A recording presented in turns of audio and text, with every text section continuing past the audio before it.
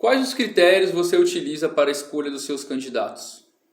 Eu sou Jobson Vieira e hoje vamos falar um pouco sobre como estabelecer alguns critérios na hora de escolher aqueles que irão nos representar.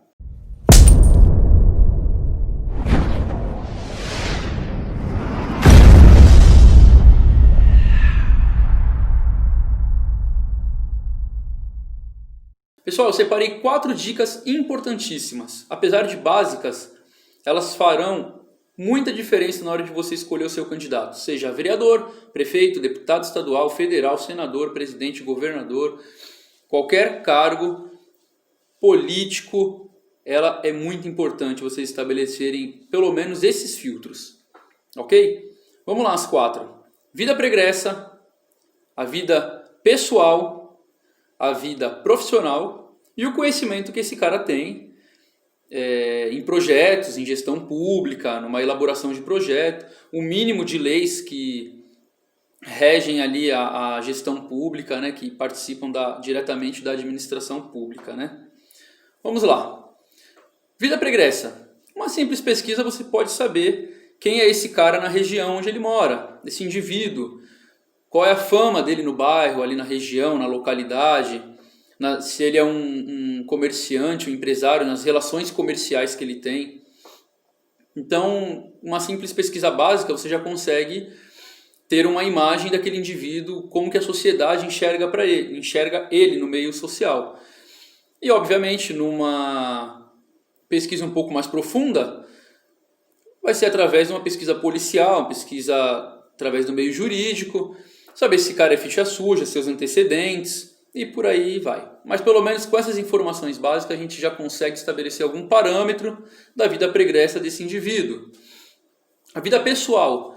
Como que esse cara é, como que ele se comporta com a sua família, com seu parentado, com seus familiares, qual é a sua imagem dentro da sociedade ali ou da instituição religiosa a qual ele pertence.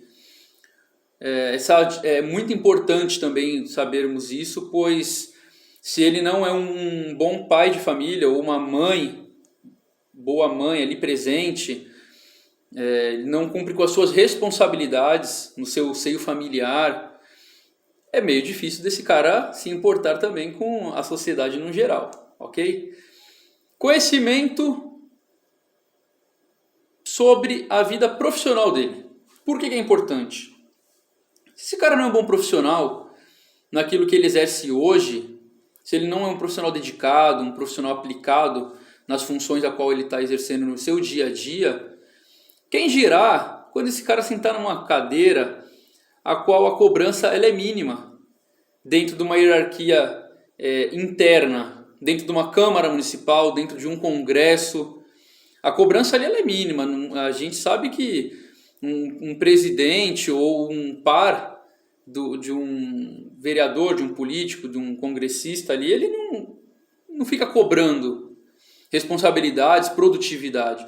Então, se esse cara é um mau profissional, ele é mal visto onde ele trabalha, ele não tem uma boa fama onde ele trabalha, ele não é tido como um profissional aplicado, gente, já descarta esse cara também, meu. Esse cara ele não vai ser aplicado também na política, ele não vai buscar conhecimento, ele não vai buscar ser diferente. Não vai buscar. E o principal sobre conhecimento técnico. Uma simples conversa que você tiver com um possível candidato, um bate-papo que você tiver com esse cara, e você questioná-lo, que é o dever do cidadão, do eleitor, questionar esses caras. Não ficar adulando, que é o que a gente vê muito quando, durante as campanhas políticas, que esses possíveis candidatos saem na rua, o que a gente mais vê as pessoas adulando esses caras, fazendo um lobby ali com os candidatos. E não é essa obrigação, gente. A sociedade ela tem que começar a questionar esses caras, questionar o conhecimento que eles têm, para que eles possam sentar lá e fazer um bom trabalho e gerar um retorno para nós, para a sociedade. Então questionem quais são os projetos desse cara, mas de uma forma plausível, que ele tem que te apresentar de uma forma concreta. Não adianta ele ficar falando que vai construir creche, escola, quadra, mas ele não explica de onde que vem a verba para ele construir esse projeto, a verba para ele construir esse prédio público. Ele tem que explicar, existe uma lei, também é outro motivo para você questionar se ele conhece sobre a lei orçamentária anual, que é justamente onde ele vai justificar de onde que ele tira esse dinheiro para justamente entrar em prática ali, para justamente onde que ele vai aplicar. Então não adianta ele falar que ele vai fazer um monte de coisas se ele não sabe nem de onde vai sair o dinheiro. Ou a ideia dele é só aumentar mais impostos. É o que você quer? Aumentar impostos? Questione se esse cara conhece sobre leis básicas. Eu vou dar aqui 4 exemplos. Muitos, principalmente em câmaras municipais, dizem que vão fiscalizar o executivo, fiscalizar o prefeito. Pergunte ao seu candidato na próxima eleição, a vereador e seja até a deputado. Se ele conhece a Lei 8666 de 93, leis que falam sobre licitações públicas, porque ele fala que ele vai fiscalizar o prefeito. Os deputados falam que vão fiscalizar o executivo. Pergunte a eles se eles conhecem sobre essa lei, que é sobre licitações públicas. Porque se eles não conhecem, quem eles vão fiscalizar? Como que eu vou fiscalizar? Vou dar um exemplo aqui, um marceneiro, se eu não conheço sobre marcenaria. Como eu vou fiscalizar um mecânico se eu não conheço sobre mecânica?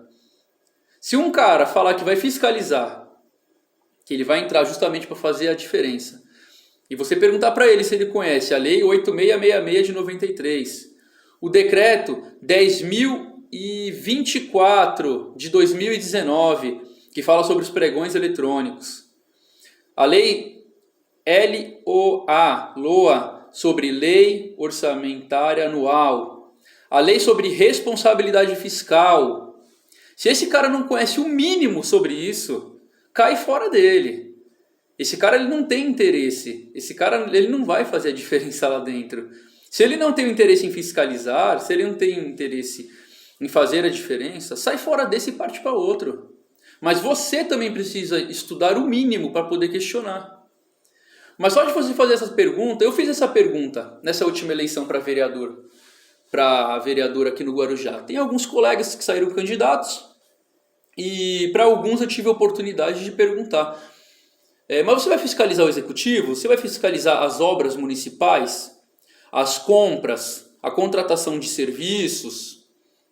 E obviamente que todo mundo que quer uma cadeira lá dentro informa, não, vamos fiscalizar sim, estaremos lá lutando, fazendo a diferença. Eu falei, tudo bem, você conhece a Lei 8666? A pessoa faz uma cara de espantada. Falou, a lei sobre licitação pública, como você vai fiscalizar aquilo que você não conhece? Você sabe o que é uma lei orçamentária anual? Aí a pessoa, o possível candidato, faz aquela cara de assustado. Eu falo, sim, justamente, meu amigo, como que você vai fiscalizar, como que você vai elaborar um projeto orçamentário se você não conhece? Então, o que eu peço para vocês? Consciência, pessoal. Consciência, vamos mudar. A mudança está na mão de vocês. A mudança está nas nossas mãos. Muitas vezes eu vejo o pessoal falando, tem que votar certo. Votar certo não é o cara popular do seu bairro. Não é o cara que toma café com leite com você na padaria, meu amigo. Não é o cara que dá um jogo de camisa pro time de futebol do bairro. Vou mais longe. Votar certo não é o cara que faz projeto social. Assistencialismo, projeto social é outra coisa, diferente de gestão pública. Se uma boa gestão pública for feita, você não precisa de assistencialismo. Pois todos vão ter empregos, o imposto vai ser mais baixo, o custo de vida é mais baixo, a qualidade é mais alta. Se houver eficiência na gestão pública, não precisa de todo esse assistencialismo. Então, pessoal, é isso que eu peço para vocês. Conhecimento. Busquem conhecimento, pelo menos o básico, e usem essas 4 dicas para questionar aqueles a quem vocês forem dar o seu voto. 2022 é logo ali. Daqui a menos de 2 anos já tem eleição para deputado. para presidente, para governador. Então vamos colocar em prática esses 4 elementos aqui, essas 4 dicas que eu falei agora. A população questiona muitas vezes a atitude de médicos, a atitude de policiais. Então por que não questionar os políticos? Está na hora da gente começar a pressionar essa categoria. Ok, pessoal? A mudança está em nossas mãos. Fiquem com Deus.